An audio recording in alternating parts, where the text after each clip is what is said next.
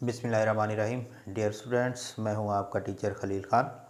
आज हम chapter number 15 का एक टॉपिक पढ़ने लगे हैं, the force on current carrying conductor in magnetic field. आज जो टॉपिक हम डिस्कस करने लगे हैं, इसमें हमने देखना है कि एक जो कंडक्टर जिसमें से करंट बह रहा होता है, फ्लो कर रहा होता है, उसको जब हम मैग्नेटिक फील्ड में रखते हैं तो उसके ऊपर क्या एक्शन होता है मैग्नेटिक फील्ड की वजह से, और उसकी डायरेक्शन और उसके असरात जो हैं वो क्या होते हैं। देखिए, हम जानते हैं कि जब हम किसी भी कंडक्टर में से करंट को पास करते हैं तो उसमें भी जो मैग्नेटिक फील्ड पैदा होती है, और इसी तरह जब हम उसको मैग्नेटिक फील्ड में रखते हैं तो मैग्नेटिक फील्ड की अपनी भी एक फ़ोर्स होती है।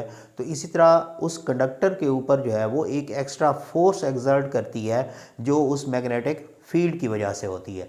अब देखते हैं, हम एक कंडक्टर को जो है वो मैग्नेटिक फील्ड में रखते हैं। एक हमारे पास कंडक्टर है जिसको हम इलेक्ट्रिसिटी देते हैं या करंट देते हैं, और उसको क्या करते हैं मैग्नेटिक फील्ड में रखते हैं।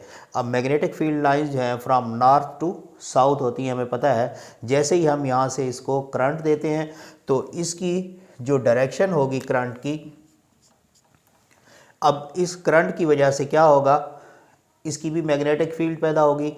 इसी तरह इसमें जो मैग्नेटिक फील्ड ऑलरेडी जो परमानेंट मैग्नेट हम यूज़ कर रहे हैं उसकी भी अपनी एक मैग्नेटिक फील्ड है।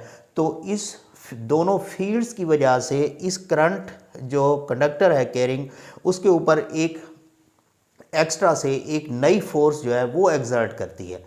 अब वो फोर्स किस सिमत में होगी, अब हम देखते हैं कि देखें करंट जो है वो यहाँ से गुज़र रहा है, और इसी तरह ये जो मैग्नेटिक फील्ड लाइंस हैं ये भी यहाँ से पास हो रही हैं। तो जैसे ही करंट यहाँ से गुज़रता है तो इसमें मैग्नेटिक फील्ड लाइंस और जो करंट की डायरेक्शन है ये दोनों परपेंडिकुलर होती हैं। जैसे देखें, ये यहाँ से करंट जो है वो पास हो रहा है, और इसी तरह मैग्नेटिक फील्ड लाइंस जो हैं वो भी क्रॉस कर रही हैं। तो अब देखें, इन दोनों के दरमियान जो है वो 90 का एंगल है, यानी कि ये एक दूसरे के परपेंडिकुलर है। तो इनके ऊपर जो नेट फोर्स अब इस कंडक्टर के ऊपर लगेगी वो इन दोनों के जो है वो परपेंडिकुलर होगी, यानी कि इन दोनों के परपेंडिकुलर, इसके भी 90 का एंगल होगा और इसके ऊपर भी 90 का एंगल होगा। तो जब हम किसी करंट कैरिंग कंडक्टर को मैग्नेटिक फील्ड में रखते हैं, a force is exerted on the conductor, conductor के ऊपर जो है वो एक फोर्स जो है वो अमल करती है, और उसकी डायरेक्शन जो होती है इन दोनों फील्ड्स की डायरेक्शन के परपेंडिकुलर होती है, यानी कि करंट और मैग्नेटिक फील्ड की डायरेक्शन के दोनों के परपेंडिकुलर होती है। अब देखें, अगर करंट जो है वो इस सिमत में फ्रॉम पॉजिटिव टू नेगेटिव जो है वो मूव कर रहा है, और मैग्नेटिक फील्ड लाइंस जो है वो ऊपर से नीचे की तरफ परपेंडिकुलर अमल कर रही हैं, तो उसमें जो फोर्स होगी वो आउटवर्ड होगी। इसी तरह अगर हम डायरेक्शन करंट की चेंज कर देंगे तो जो फोर्स उस पर अमल कर रही है उसकी डायरेक्शन भी क्या हो जाएगी, रिवर्स हो जाएगी, यानी कि उलट हो जाएगी। पहले जो डायरेक्शन है उससे उलट हो जाएगी। देखें, अब हमने डायरेक्शन जो है करंट की इस सिमत में कर दी है, तो मैग्नेटिक फील्ड लाइंस फिर भी इसके ऊपर क्या है, परपेंडिकुलर है, और इसी तरह जो डायरेक्शन ऑफ फोर्स है जो इसके ऊपर एग्जर्ट होगी, अब उसकी डायरेक्शन जो है वो तब्दील हो गई है। तो इससे हमें पता चला कि जब हम किसी भी कंडक्टर को जिसमें से करंट पास हो रहा हो मैग्नेटिक फील्ड में रखते हैं जो कि पहले से मौजूद होती है, तो इसके ऊपर एक एक्स्ट्रा जो है फोर्स अमल करती है जो इन दोनों की डायरेक्शन के जो है वो परपेंडिकुलर होती है। और इसी फिनोमिना को जो है वो हम एनिमेशन से आपको दिखाते हैं कि देखें, इसमें जैसे ही करंट जो है वो पास होता है तो उसके ऊपर एक फोर्स अमल करती है जो उसके दोनों की फील्ड के परपेंडिकुलर होती है। अब इसमें देखते हैं हम कि जैसे ही हम डायरेक्शन चेंज करेंगे करंट की या मैग्नेट की डायरेक्शन चेंज करेंगे तो इसके ऊपर जो फोर्स की डायरेक्शन है वो भी चेंज हो जाएगी। और जैसे ही हम करंट जो है वो ऑन करते हैं तो इसी तरह आप देखेंगे कि फोर्स उसके ऊपर अमल करेगी और उसको जो है वो डिफ्लेक्ट कर देगी।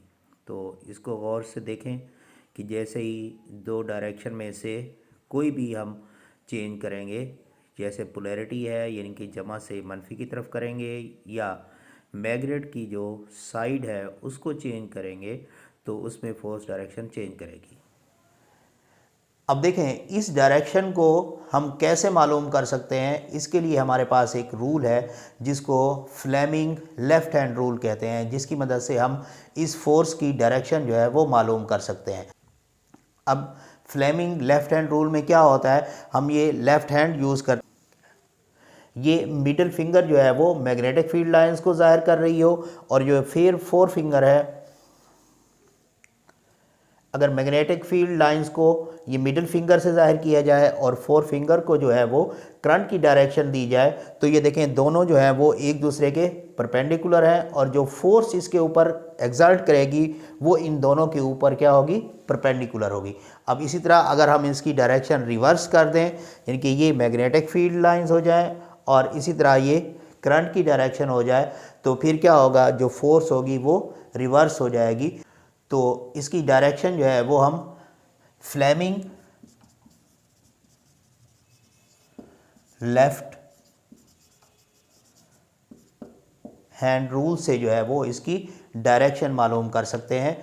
इस तरह अपने टॉपिक को हम सम अप करते हैं कि when we placed a conductor passing through electricity in a magnetic field, then a force is exerted on the conductor that is perpendicular to the both magnetic field and electric field। यानी कि जब हम किसी conductor को जिसमें से current pass हो रहा हो उसको हम मैग्नेटिक फील्ड में रखते हैं, तो उसके ऊपर जो है एक फोर्स अमल करती है जिसकी डायरेक्शन जो है दोनों इलेक्ट्रिक फील्ड यानी कि इलेक्ट्रिक करंट और मैग्नेटिक फील्ड के परपेंडिकुलर होती है।